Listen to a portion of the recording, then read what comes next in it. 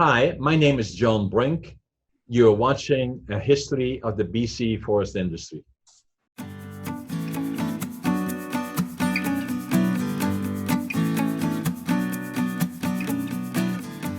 Hi, thank you for joining us today. Today we have a very special guest.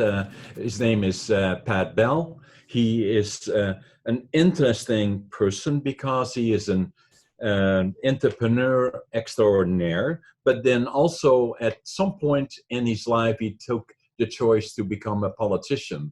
And in particular, he was in politics for quite a number of years, and at one point he was the Minister of Forest. So, Pat, welcome to our show.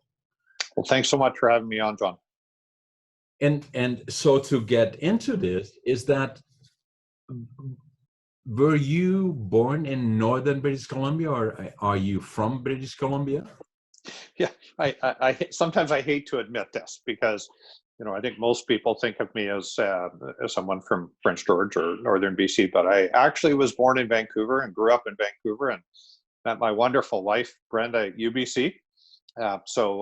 Many of my early years were in the Lower Mainland, off to Kamloops, Edmonton for a while in my early business career, and then landed in Prince George, I guess, 32 years ago. So pretty deep roots in Prince George, and certainly marital roots. My wife grew up here, so. Right, and then you were in Vancouver. You had your training or education in Vancouver. So, what were your choices for career? John, I guess probably like many coming out of high school, I loved sports, loved coaching, loved kids, loved my teachers. And so that was the logical thing to do, was to go into education. So I went to UBC in education for 4 years. Kind of in around maybe partway through the third year or into the fourth year, I realized that it just probably wasn't for me. I really was very entrepreneurial, liked the business world, and thought that that's where I wanted to land. So after 4 years, I decided to pull the pin and went to work for a little company that only had 2 restaurants in Western Canada, I think 4 or 5 in Canada, called Wendy's. Right. And so some 41 years later now, I guess, have been in the system either as an employee or as a franchisee for a long time. Right, and that became a major organization, right? Because they must have now hundreds of the Wendy restaurants, right? Yeah, we're depending on how you count them, by sales or by restaurant numbers, third or fourth largest franchise in North America, behind McDonald's, Burger King, and us, are kind of about the same size roughly. They've been very successful. I think there's around 7,000 or 8,000 Wendy's restaurants in North America, 700 or 800 in Canada. So pretty big system.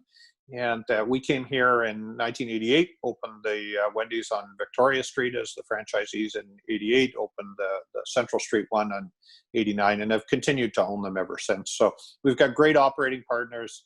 You don't see me in the restaurants very often anymore. But the businesses have been very good, and we've got an incredible team that runs them. Yeah, so now the other thing that I always find interesting is because you spent 4 years at UBC and then you made a choice because you were pretty much already a teacher, and then you became an entrepreneur. What triggered that? Something must have happened that triggered you in saying, "That's okay. Let's change direction." I guess, John, I always liked the idea of being self-reliant, and my guess is you're like this as well. But I like the idea of being able to make my own way in the world, and to benefit from the efforts that I put into what it was that I was doing. So it felt to me like that was the right road to take. And entrepreneurialism, I think, can be many things to many different people. But at the end of the day, it's about creating something. It's about building. It's about developing something special and working with people and kind of all those things. So for me, it has been the right course. And whether it's restaurants or logging or politics or winery or whatever it is, it's been a lot of fun. So then you met Brenda. And did you meet her at UBC? We did. Very romantic, John. The library at UBC. How much more romantic can it possibly be than meeting in the library? I'm not sure that we were studying books at the time, but anyways, yeah, we just right from day one had a just a fabulous relationship. Got married in 1978, so 42 years coming up this May long weekend.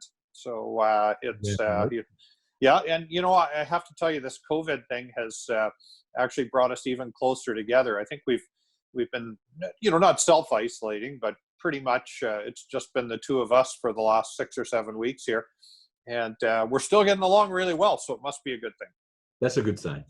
Now, Brenda, she is from Prince George. Her dad and her family are in Prince George, and I think her dad. I know her dad. I knew her dad, Clarence Lapp, and he has a real history in the forest industry. So I'm just trying to figure out, how did Pat and Brenda did you get married in Vancouver? Well, we got married in Prince George, actually, but met in Vancouver, met at UBC. She was down there doing her education and teaching, actually, as well. Right. As was I. So, you know, it's at the time UBC was just a small school of 25,000 students. So you ran into lots of people.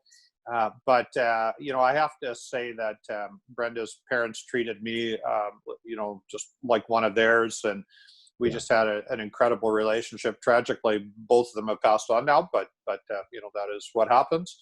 Yeah. But certainly Clarence was someone that I felt I learned a lot from. And he and I worked together, developed our own logging company, and actually did some logging together, worked together for 6 or 7 years. And I learned a lot from, you know, I think he had I don't remember whether it was a grade 4 or 6 education or something like that. But I have to tell you, John, he's one of the smartest people I have ever known with such a limited education. He was a very thoughtful, intelligent guy. I always say limited formal education. Sure. This is the more important one, right? Yeah, he was obviously had an amazing career in the forest industry already, and then in the contracting side, and so now with Wendy, I'm trying to make the connection, because it sounds to me that there is a story here with you, that becoming involved in a company that is just starting with a couple of shops, where all kinds of issues and problems are developing, where they opening other shops and it needs work, and they send somebody down, a kind of a fixer, problem solver. Is that what you were doing? Yeah, it was a very interesting time. So they had just come into Canada. At the time, they'd been around. Wendy started in 1969, so they'd been around for 10 years at that point, but just expanded into Canada. And they went from, you know, I don't know, we had 5 or 6 restaurants, I think, when I started working for them. And over a period of 3 or 4 years, they got to 100, and then a couple of hundred. So I moved around a lot, as I guess is normal for people building their career. Ended up in Edmonton running the Prairie Provinces. When I got to Edmonton in 1985, there was, I think, 9 or 10 restaurants on the Prairie Provinces. And when I left, there was 19. So I had the opportunity to open a bunch of restaurants in Manitoba and in Alberta. It was a very interesting time, and then moved out to BC in 1988 to become a franchisee. Yeah, and then from there, and then you got the one on the Victoria Street, and then on the bypass or Central, and then the other thing that you did is much later than that. On your entrepreneurial side, you developed this amazing restaurant winery facility alongside the Nechako River. Yeah, that's been more recently. So that was post my political career. In I guess 2013, we bought the property, right. Developed it, and opened the winery in 2015. It's something we're very proud of, John. We've gone from, you know, being ground zero, I guess, a greenfield site, to the largest fruit winery in Canada now, challenging with some of the largest ones in the world. And we've gone in the wine industry in BC from, you know, there's 300, I think about 310 wineries in BC, and I think we're 43rd largest overall. Just landed a big contract with Save On Foods very recently, and they are extremely happy with the results that they're getting. So, we think give us another 7 or 8 years, and we think this will rival some of the biggest wineries in North America, fruit or grape. Very impressive. Now, another thing happened that I think is extremely interesting is that, with all this entrepreneurial stuff that you had already in you, you made a choice to go into politics in 2000 and ran in the election of 2001. What happened? Well, it was an interesting time, as you will recall, John. It was very challenging. The government of the day from the 1990s really was struggling to make sense of any sort of economic activity.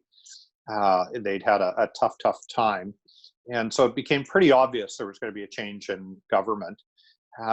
So I was approached by some local business people and asked to consider if I would run. And the timing was pretty good for us. Our kids were getting, Doug was, I think, 14 or 15 at the time. Our daughters are both older. So they were kind of to the point where they were going to be on their own, or they were on their own already. Our businesses were running pretty well. And we felt like, maybe there's an opportunity to contribute here in a different way than what we had planned.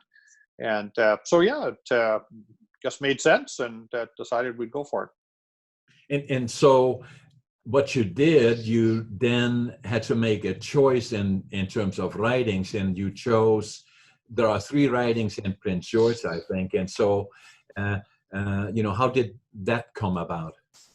Well, interesting question, because I actually chose to run in a riding that I wasn't living in. So the riding that I was living in had 2 very high quality candidates running for the nomination. One of them by the name of John Brink, actually.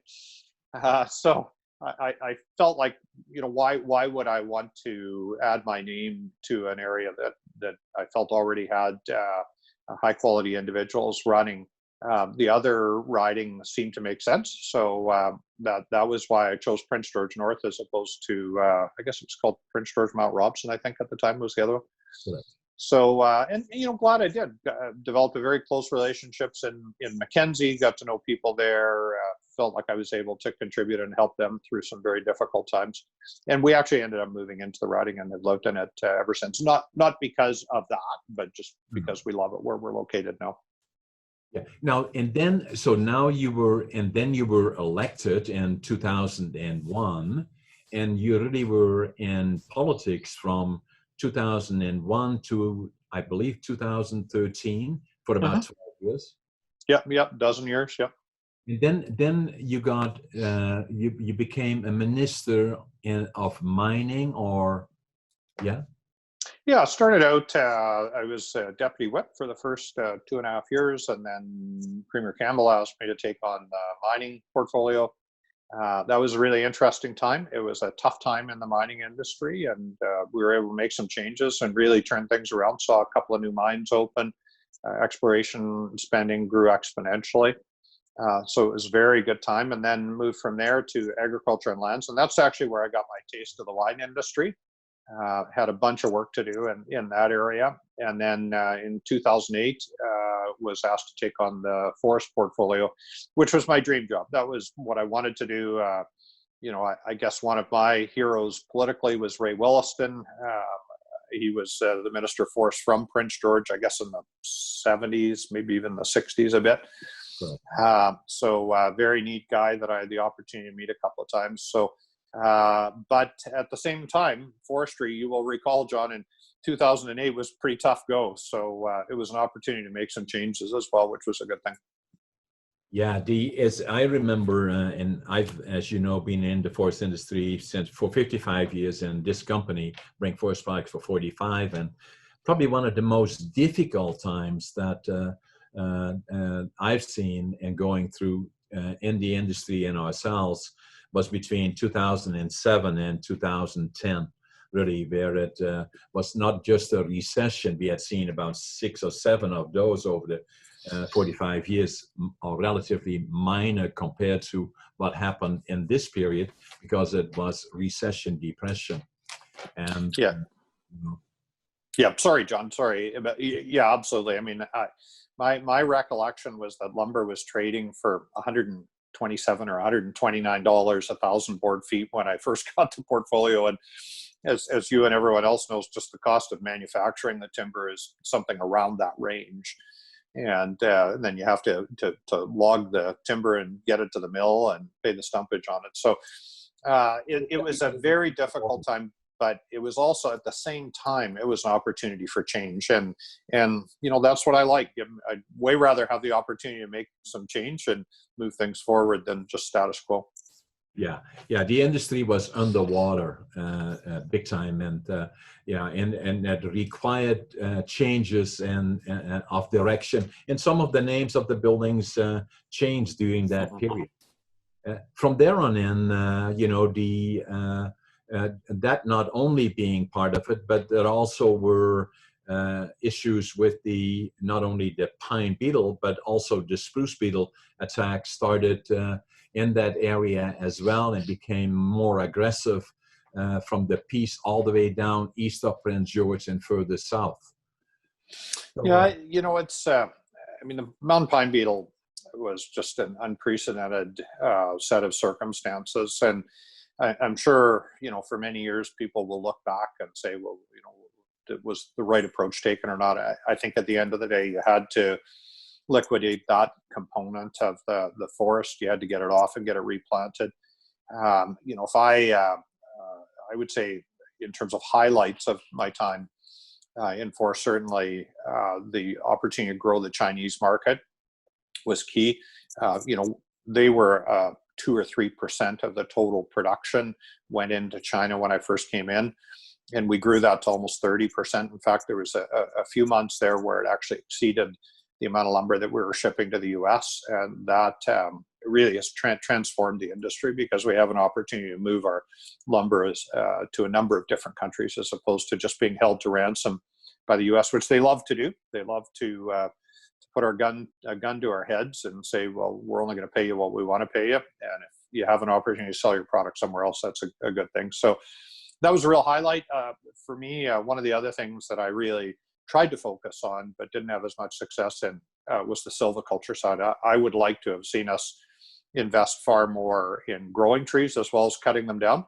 And you know, we had a few changes. We made a few improvements, but I think there's lots of work to be done. And I think if I was advising Doug Donaldson today, the current forest minister, that would be my advice to him: is we need to figure out how to put more of our resources against growing trees, and that will sustain the industry over the longer term.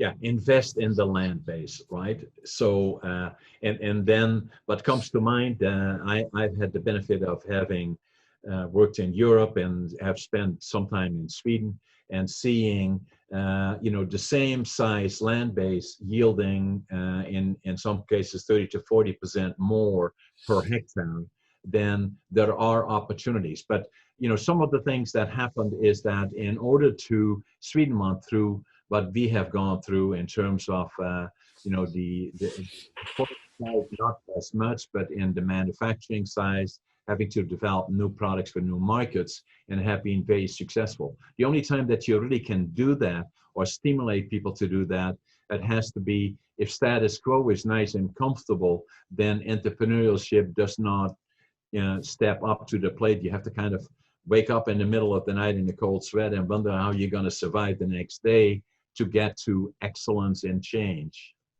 Yeah, you're exactly right, John.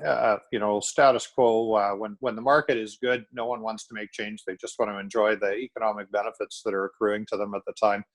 And they're actually afraid of change because they think that it may bring risk. And the time where you really see entrepreneurialism playing a more significant role in innovation is when times are tough. And that's kind of where we're at right now. And it's where we were at in 2008 when I got the portfolio. And I think some of the answers are the same. I think some of them are different. I am very regretful that I believe industry and government has dropped the ball in terms of the Chinese market, and just in terms of the relationship that we have. And and with China has deteriorated. I was over there 8 times over a period of 3 or 4 years, and had a very strong relationship with senior government officials and senior business leaders in China. And it moved the meter, and it's unfortunate that that has slipped over the last number of years, and I think we're paying the price for it economically right now.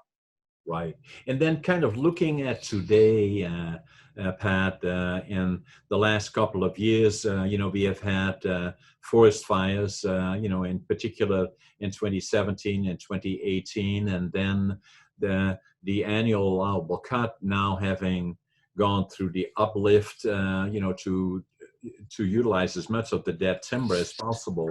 We've now come to the point that most what is left now is really not viable for converting it into lumber. And as a result, we have too much capacity, not enough timber, resulting in some hardship to different communities where sawmills have been not only temporarily closed, but shut permanently. And I think there's 20 to 25 throughout the province. How do you see, for those communities, and then kind of looking forward, there will be a period of, may that be 30, 40, 50 years from now, to get back to that same annual allowable cut volume that we had before the harvesting of the pine beetle, around 60 million cubic meters annually? Well, I think there's a bunch of answers to that question. First of all, I would say I don't think it needs to take 30 or 40 years or 50 years to get there. If we focus our attention on advanced silviculture practices, then you can harvest more of the resource that is available to you each and every day. So I think that is one of the key elements, is that we have to bring better science to forestry and to understanding the annual allowable cut. Right now, it's a bit of a black box. Everything kind of goes into it, and then all of a sudden someone pulls out a magical number for the AC. But the second thing is, I think all communities, and Mackenzie, I have a very, very tight relationship with, and love the community and love everything that goes on up there. Those communities are going to have to look to other opportunities to sustain themselves. Mining, I think, for Mackenzie is a great one. There's the Omineeka Trench is loaded with natural resources. There are many opportunities for other large mines to develop up in that area. But that takes a kind of attitude on the part of government and individuals to find ways to work collaboratively with the local Indigenous community, to do things in an environmentally friendly way, to really make sure it's done economically, that there's a return on investment for the shareholder, because they're putting up billions of dollars to build these mines. So there is opportunity out there, John, but at the end of the day, we need to unleash entrepreneurialism. And what scares me is I think we're constraining it. We're not unleashing it. And we need to find ways to understand that we need to be competitive internationally for capital. We need to bring capital to British Columbia. We need to get people to invest here and to build jobs. I get excited when I see some of the things that are going on around natural gas and the potential byproducts that are associated with it. All those things are very positive.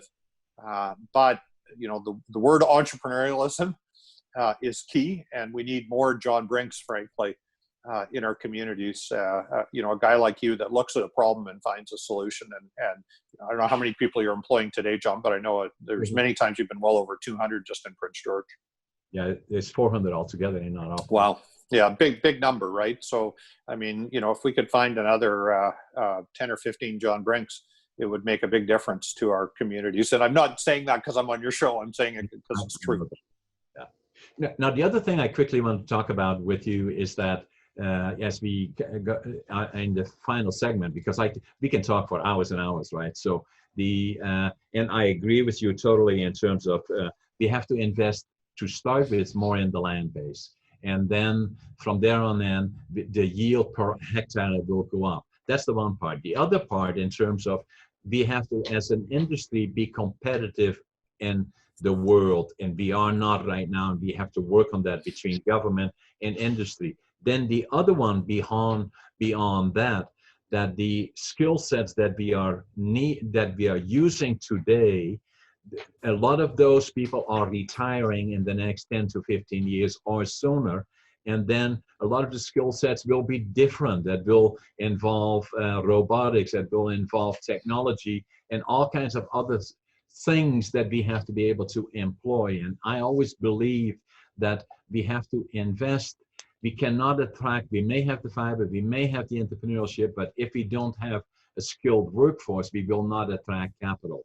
And I believe that what we need to do in Northern BC in particular, and I've worked with the College of New Caledonia over the years, and as you know, that we have to build a center of excellence here that goes beyond that, and that starts looking at all the issues of land-based productivity, product development, and developing all those skill sets here in Northern British Columbia. Yeah, and I guess I would just add maybe one additional element to that, John, and that is that we need to find a way of doing that collaboratively with our Indigenous communities, because case law has clearly articulated that First Nations have a right and a title in our land, that the resources are theirs in many cases to share with us. Yeah. That doesn't mean that they don't want those resources to be utilized and build their personal economic gain within their bands. I think that's a good thing, but it's one other element, and I suppose that's a whole nother show that we could talk about. But it is one other thing. I fully agree with you. Is the Malgamut said that out, that consulting became consent, and I believe that's a good thing. And I believe they very much, as you do, that they must be part of what will it look like as we go forward, because I believe that is a great future, as I know you do, that the forest industry will come back. There's certain things that we can do to make that happen quicker, not 20, 30, 40 years, but maybe sooner than that, but we have to start that now, Yeah, absolutely, John. You're 100% right, and I think if people are allowed to release or unleash their entrepreneurial spirit, I think we'll get there. Pat, it was a pleasure and a privilege. Thank you. Thanks so much, John. Appreciate it. Take care. Thank you for joining us again this week, and we'll see you the next time.